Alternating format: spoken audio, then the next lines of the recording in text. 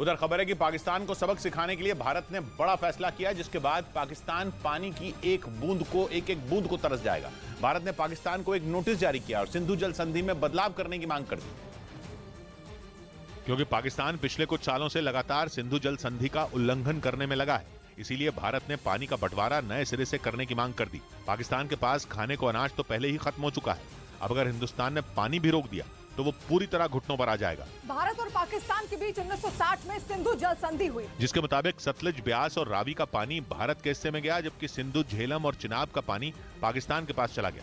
लेकिन समझौते की शर्तों पर पाकिस्तान कभी नहीं टिका। भारत के हिस्से वाली नदियों पर बनने वाले बांध और बिजली परियोजनाएं पाकिस्तान को पसंद नहीं आई।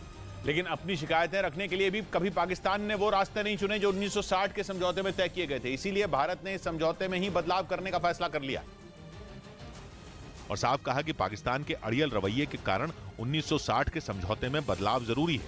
1960 में समझौते में वर्ल्ड बैंक को भी शामिल किया गया था।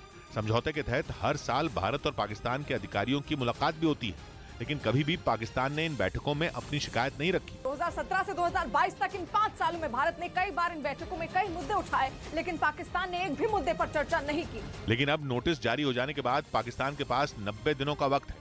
90 दिनों में अगर पाकिस्तान ने कोई सटीक जवाब नहीं दिया तो समझौता खतरे में पड़ जाएगा। सीधा मतलब ये होगा कि पाकिस्तान का पानी रोके जाने की नौबत आ सकती है। इधर मध्य प्रदेश के शहडोल में उस वक्त हड़कंप मच गया जब बंद खदान में चोरी करने गए 4 लोगों की जहरीली गैस की चपेट में आने से मौत हो गई।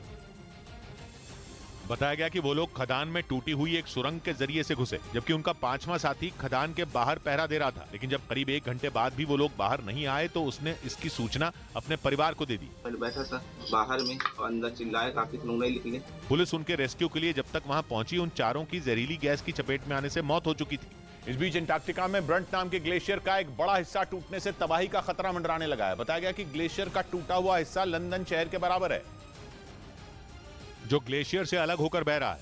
ब्रिटिश अंटार्कटिक सर्वे नाम की संस्था के मुताबिक ब्रंट नाम के ग्लेशियर में कई साल पहले ही दरार पड़नी शुरू हो गई थी, जिसके बाद वक्त बीतने के साथ दरार बढ़ती गई और आखिरकार उससे लंदन शहर के बराबर का एक हिस्सा पूरी तरह अलग हो गया। बताया गया कि ग्लेशियर का ये टुकड़ा 1550 वर्ग किलोमीटर में फैला है।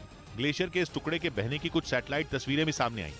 आशंका जताई जा रही है कि आने वाले वक्त में ये बड़ा खतरा बन सकता है, क्योंकि अगर ये पिघला तो समंदर में पानी बढ़ जाएगा, जिससे उसके किनारे बसे शहर डूब सकते हैं। उधर यूके ने आरोप लगाया कि रूस और ईरान के हैकर उसके नेताओं और पत्रकारों की जासूसी कर रहे हैं। ब्रिटेन के NCSC यानी नेशनल साइबर सिक्योरिटी सेंटर ने इस पर अपनी रिपोर्ट जारी की, जिसके मुताबिक हैकर उन लोगों को टारगेट कर रहे हैं जो ईरान और रूस से जुड़ी रिसर्च पर काम कर रहे हैं।